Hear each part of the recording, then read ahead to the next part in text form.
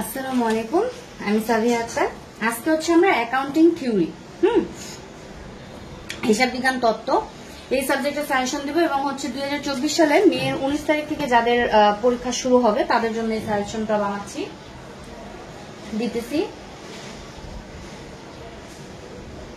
তো এই সাবজেক্টের মধ্যে আমাদের 50% ম্যাথ এবং 50% থিওরি আসে, আমরা বলতে পারি। ঠিক আছে, মাঝে মাঝে একটু এদিক ওদিক হয়, যেরকম 60% ম্যাথ চলে আসলো, 40% থিওরি আসলো, হ্যাঁ, এরকম একটু কম বেশি হয়ে যায়। তবে সবসময়ের জন্য যদি আমরা বলতে চাই তাহলে এরকম আকারেই আসে। তো এখান থেকে আমাদের এই চ্যাপ্টারটার জন্য একটা ভালো রেজাল্ট আনার জন্য আমাদের ম্যাথও করা লাগবে, আমাদের থিওরিও কি করা লাগবে। তো ম্যাথ গুলোর জন্য কোন কোন চ্যাপ্টার গুলো বেশি ইম্পর্টেন্ট এবং থিওরির জন্য কোন কোশ্চেন গুলো বেশি ইম্পর্টেন্ট সেটা আমি সেটা নিয়ে সাজেশন দিব। তো প্রথমে আমাদের যে প্রশ্নগুলো আছে সেই থিওরিটিক্যাল কোশ্চেন গুলো কমন ফেলার জন্য যে কোশ্চেন গুলো আমাদের একটু বেশি ভালো করে পড়া লাগবে সেগুলো যদি আমি দেখি, আমাদের এই সাবজেক্টটাতে টোটাল চ্যাপ্টার আছে কয়টা? 17টা। টোটাল চ্যাপ্টার আছে 17টা এবং এই 17টা চ্যাপ্টারের মধ্যে আমাদের ম্যাথ আছে হচ্ছে 7টা চ্যাপ্টারে। ম্যাথ আছে কয়টা? 7টা চ্যাপ্টারে। টোটাল মোট চ্যাপ্টার আছে 17টা এবং 17টার মধ্যে 7টা চ্যাপ্টারে আমাদের অঙ্ক আছে। ওকে, তো প্রথমে আমি হচ্ছে থিওরিটিক্যাল যে কোশ্চেন গুলো আছে সেগুলোর যে সাজেশনটা, আমি সেই সাজেশনটা আগে আপনাদেরকে একটু বলে দিব।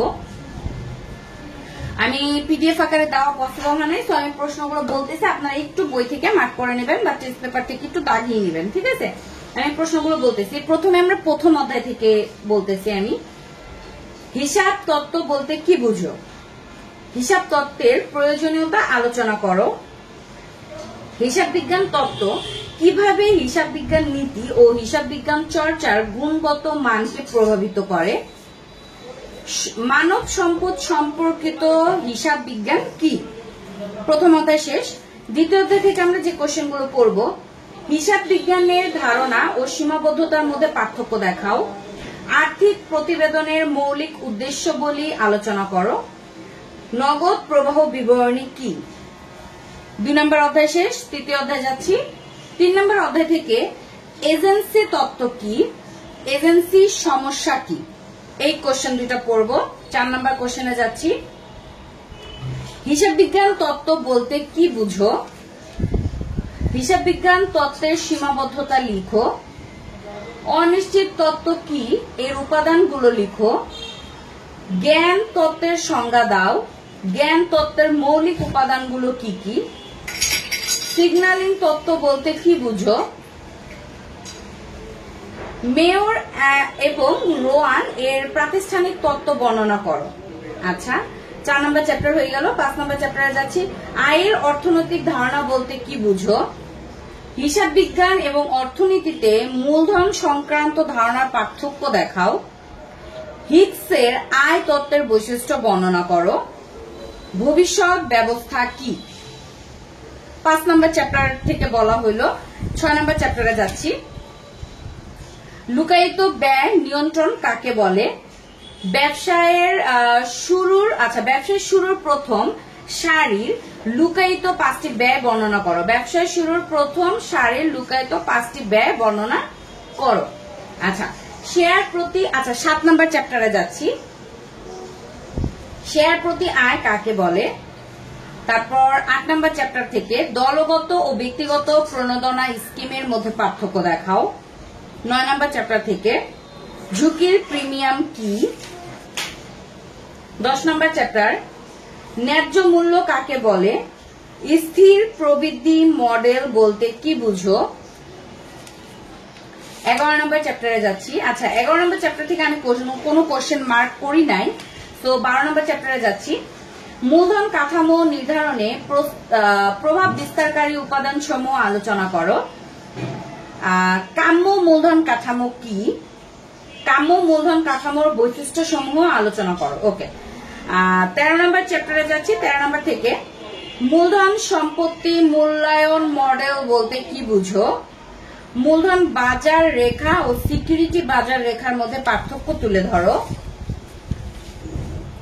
তারপর হচ্ছে 14 নম্বর চ্যাপ্টারে অস্পর্শনীয় সম্পত্তি বলতে কি বুঝি, অস্পর্শনীয় সম্পত্তির প্রকারভেদ আলোচনা করো। তারপরে যাচ্ছি 16 নম্বর চ্যাপ্টারে। আমি 14 নম্বর চ্যাপ্টার থেকে বললাম, 15 নম্বর চ্যাপ্টার থেকে আমি কোনো কোশ্চেন মার্ক করি নাই। 16 নম্বর চ্যাপ্টারে যাচ্ছি।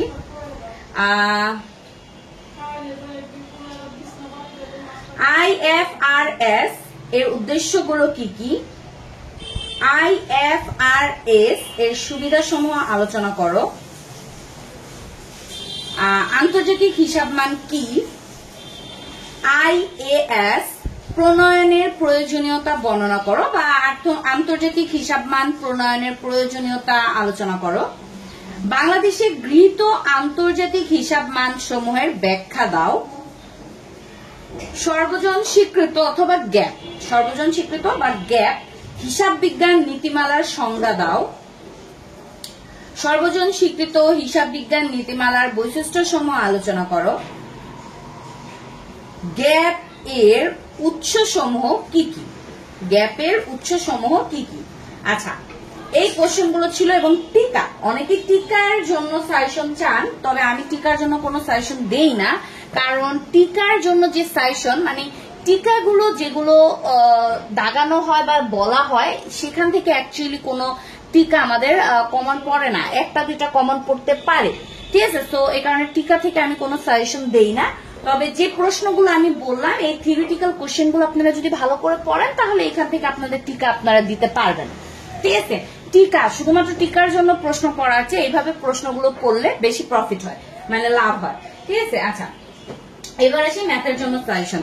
ম্যাথের জন্য আমাদের যে 7টা চ্যাপ্টার আছে, এই 7টা চ্যাপ্টারের মধ্যে থেকে আমরা 100% শিওর ভাবে পার্ট বি এবং সি এর জন্য যে চ্যাপ্টারগুলো পড়বো, পার্ট বি এর জন্য এবং সি এর জন্য। পার্ট বি এর জন্য আমরা যে চ্যাপ্টারগুলো পড়বো সেটা হচ্ছে 7, 12, 13, ঠিক আছে। এবং পার্ট সি এর জন্য আমরা 15 এবং হচ্ছে 12 নাম্বার চ্যাপ্টার, এই দুটা চ্যাপ্টার পড়বো। তার মানে আমরা যারা ম্যাথে ভালো এবং খারাপ যারাই হই, যেই হোক না কেন, মানে যারা ম্যাথে ভালো তারাও, যারা ম্যাথে খারাপ তারাও আমরা আগে কি করব, পার্ট সি এর এই দুটা চ্যাপ্টার শেষ করব। 15, 12 এই দুইটা চ্যাপ্টার আমরা শেষ করব, ঠিক আছে। 15 এবং 12 এই দুটা চ্যাপ্টার শেষ করব। তাহলে এই দুটো চ্যাপ্টার যদি আমরা এখান থেকে করতে পারি, খেয়াল করে দেখবেন 12 এবং 15 এই দুটো চ্যাপ্টার যদি আমাদের করা হয়ে যায়, তাহলে এই যে 12, এই যে 12, তার মানে পার্ট সি এবং পার্ট বি এর আমাদের এই 12 নম্বর চ্যাপ্টারটা কিন্তু আমাদের হয়ে গেল, ঠিক আছে। তাহলে 15 নম্বর চ্যাপ্টারটা করতেছি এবং 12 করতেছি, এটার থেকে করলে আমাদের এটা হয়ে গেল। তাহলে এই তিনটা আমাদের কভার হয়ে গেছে, অ্যাকচুয়ালি তিনটা, বাট এখানে হলো কি দুইটা চ্যাপ্টার। এবং হচ্ছে 7 আর 13 নাম্বার, তার মানে 15, 12 এই দুইটা চ্যাপ্টার আগে শেষ করে তারপর আমরা 7 নাম্বার চ্যাপ্টারটা এবং তারপর 13 নাম্বার চ্যাপ্টারটা করব, ঠিক আছে। তো এই 4টা চ্যাপ্টার, এই 7টা চ্যাপ্টারের মধ্যে থেকে এই 4টা চ্যাপ্টারের অঙ্কগুলো যদি আমরা ভালো মতো করতে পারি, তাহলে আমাদের পার্ট বি এবং সি মিলিয়ে আমাদের ভালো একটা রেজাল্ট আমরা আশা করতে পারি, ঠিক আছে। একটা মানে ভালোভাবে কমন পড়বে ইনশাআল্লাহ, এতটুকু আশা আমরা রাখতে পারি। তো অ্যাকাউন্টিং থিওরির জন্য আমাদের যে সাজেশনটা ছিল সেটা আমি দিলাম। আশা করি এখান থেকে আপনাদের কমন পড়বে এবং আপনাদের এক্সামটা খুব ভালো হবে। যদি ভিডিওটা দেখে মনে হয় যে হ্যাঁ খুব কাজে লাগবে বা উপকার হচ্ছে, একটা ইম্পর্টেন্ট একটা ভিডিও, তাহলে বলবো অবশ্যই নিজেদের ফ্রেন্ডের সাথে শেয়ার করবেন, ঠিক আছে। ওকে, সো সবাই ভালো থাকেন, সুস্থ থাকেন, আল্লাহ হাফেজ।